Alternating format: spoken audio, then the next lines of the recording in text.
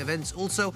And right now, we have to say a big welcome to Alfred, to Demis and to Darren, who are on the show tonight, the Morocco Atlas 4x4 Club, who continue to be completely selfless, I think it's fair to say. Whenever there's help needed in Morocco or in Spain nearby, they're some of the first people there. And well, after the severe flooding of the last couple of weeks, I think it's pretty fair to say you were some of the first people there, no? Yes, actually we weren't the actual ones here who are sitting down here, but yes, the club was there. Yeah.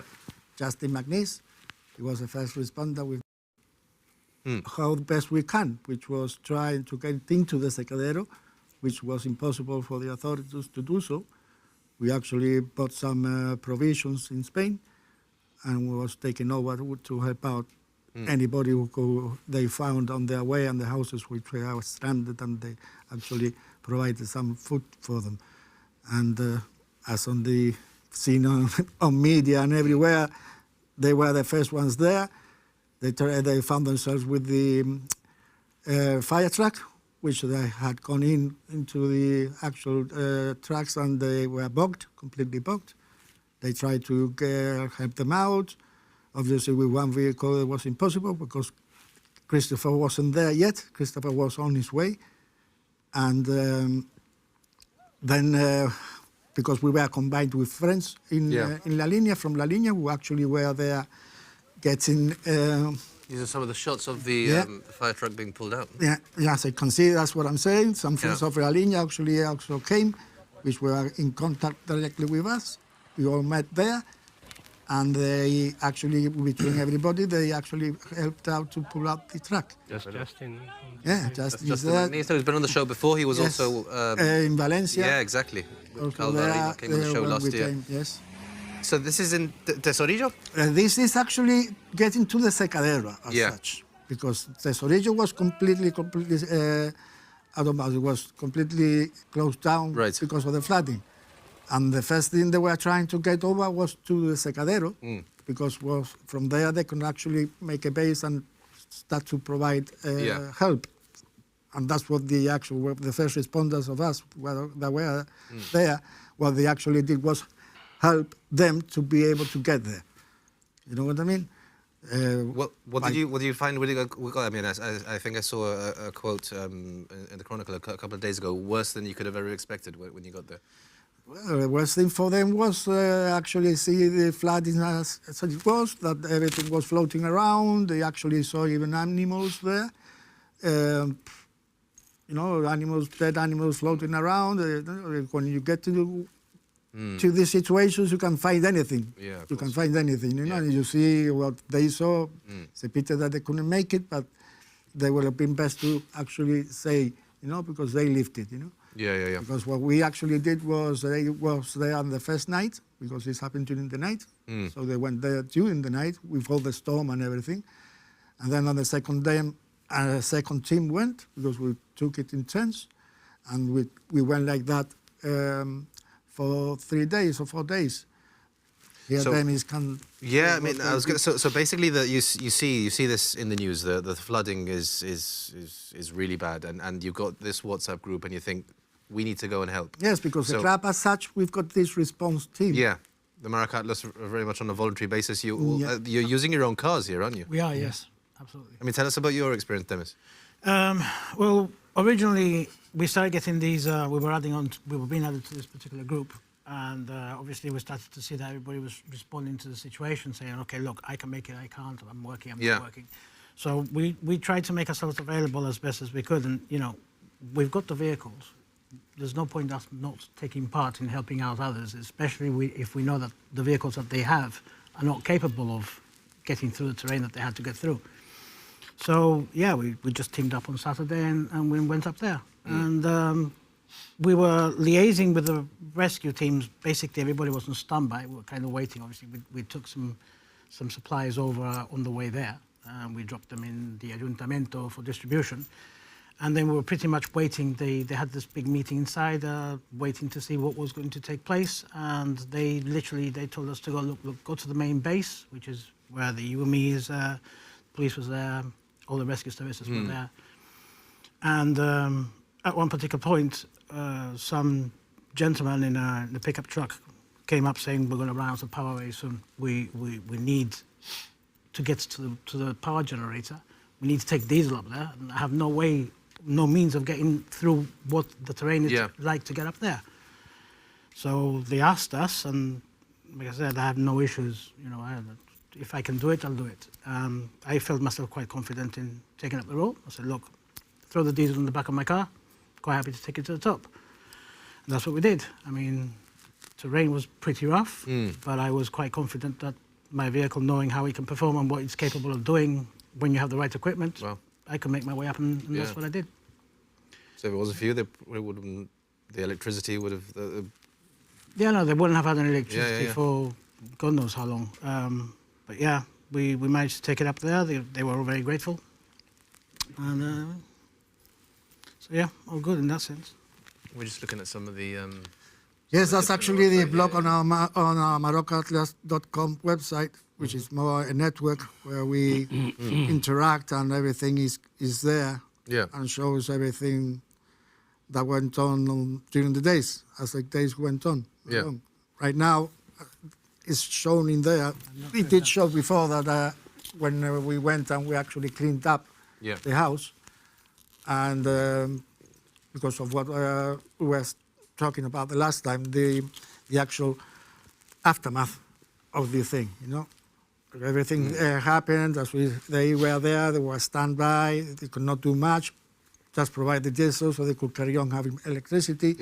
Then we went over, we tried to help out by cleaning. We were inside one of the houses, we cleaned out all the furniture out, and there I met with the mayor of the Tesorillo, which actually the house where we were cleaning was his, and we have lioness together, and we've organized ourselves to get the furniture.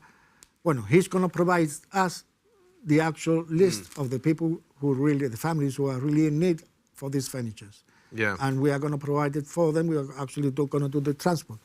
The whole idea was that furniture has to be in Spain, not from here in Gibraltar. And we had a drop-off in Soto Grande. So the whole idea is what's there in Soto Grande now, take it over, hopefully, maybe this weekend, by the end of this week, it will be done. Because they actually done today, they've done the assessment of the houses that really are going to be in need, which is over 40 houses, 40 families, which have completely lost everything. Completely lost everything. So, yes, as you say, this is all a voluntary work. The club has been there doing things like this, and like I always say, the club is nothing without the volunteers. Because we want to do things, but we need the volunteers to do it. If we haven't got the volunteers, it's impossible to do it. No? Darren is one of the new members. Yeah, actually, I did my first year on that day that we went to Tesorillo. That was my first year. 1 year anniversary. And it was, for me, it was a nice experience. It was quite emotional to see, the suffering there. But at the same time, I felt that I was giving back like it was given to me many years ago. So I was happy being part of. I am extremely healthy-wise, proud of being in this club, because it's not only what we do for outside. We also do it for ourselves. So we are a kind of club that. So we meet a couple of days a week, and those that can, those that cannot, obviously, because of other commitments. But this is one thing that I've seen in this last year, this brotherhood and sisterhood, because there are some girls as well, that even for ourselves, if we have an issue, if we have a problem, we just have to send out an SOS between ourselves, and wherever we are, we help each other. So if we do it for ourselves, why not do it for others who really need them, Yeah, I mean, it's clearly an incredible group, an incredible community. Yeah, right now we are also working in Morocco. Yeah, when you mentioned tomorrow you're going to go to Morocco, aren't you? Yeah, tomorrow I'm going over to Morocco. We are working in partnership with the Asila Association, Asila SARS Association, which is founded now by Kevin Perodic. We all know by Sarsa.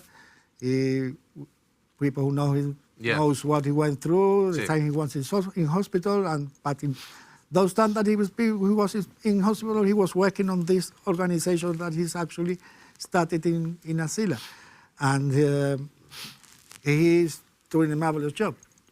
People love him there, and they know him, and with that, he's got the people with him, you know what I mean? And he's doing a marvelous thing, you know, because thank you for sponsors who actually have used our account, Morocco Atlas account, and donations has been done, anonymous donations, everything, they've put into our account, and we've transferred it to him, you know what I mean, to his account, and he's doing a marvelous job.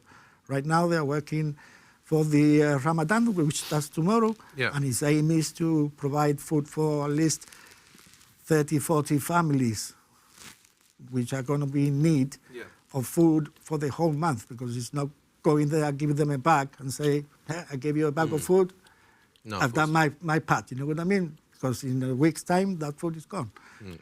And they won't have for the next week. So he's providing the food for the whole month for about 40 odd, which he's already got assessed. Tomorrow, we are going over to see a few more families and to make sure that they are the ones that are going to be really in need.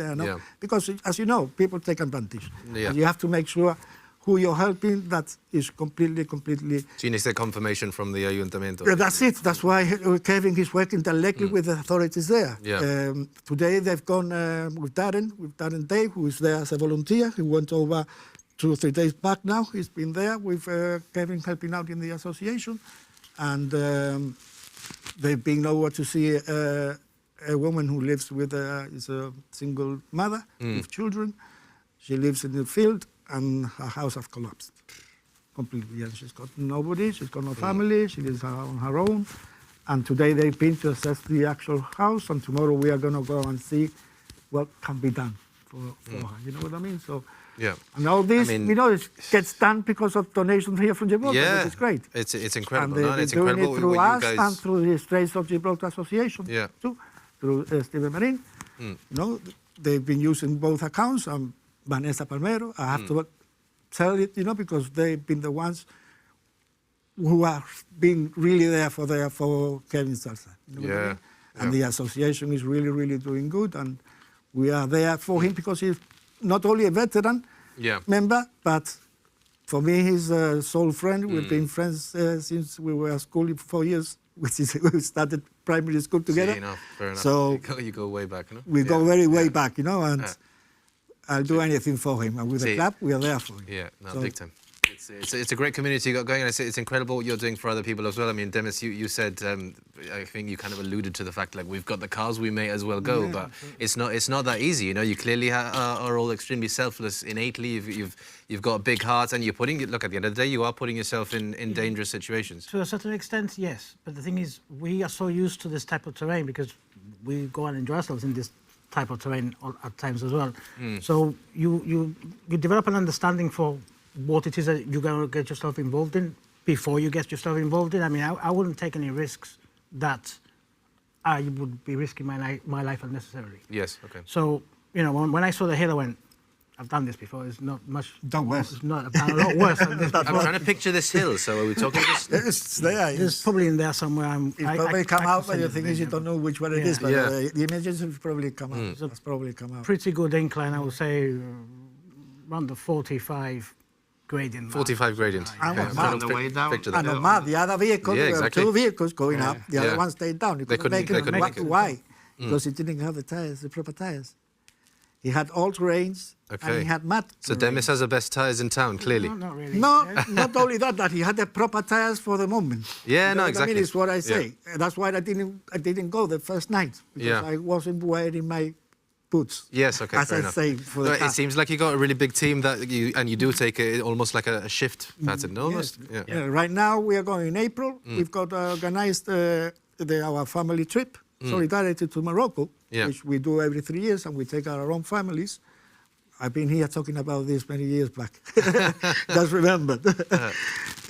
We do the family ride where we take our children and we actually make them do the solidarity work. So they go into our projects, which are the schools. We provide things for them, and they actually do the work that we've been doing for many years. You know what I mean? So we get them to actually feel what we feel, and it's a very good eye-opener for them. You know? We do this every 3 years, and this one is our fifth. Our fifth one that we are doing. We are going in April. We've got 6 cars going with the families. And as I say, we go and visit our projects, and we make them live that experience of the solidarity side of what we do. Yeah.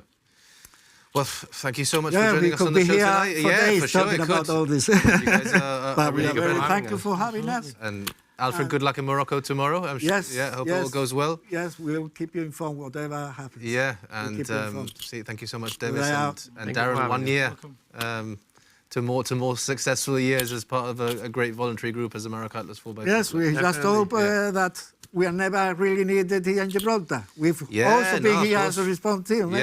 We've done a few things here, like I was talking with Jasmine outside, that before there was no Facebook and there was nothing like that, and things were done and nobody got to know. You know what I mean? No, exactly. But we used to floods here. We used to take. We've been there on the streets, and we've helped out people with cars, ambulances, the fire brigade ones back. Many years back. I'm sure you could probably have even the fire brigade ones that went into the many years back, it's an anecdote that in the beach, somebody went into the beach, got stuck in the sand. Right. The fire brigade went in, and they also got stuck, and we had to go and take them out. There we go. Whenever we need you, you're always there. Alfred, Demis, and Darren, thank you so much. Thank you so much for joining us on the Hub tonight. Thank you for having us. Thank you.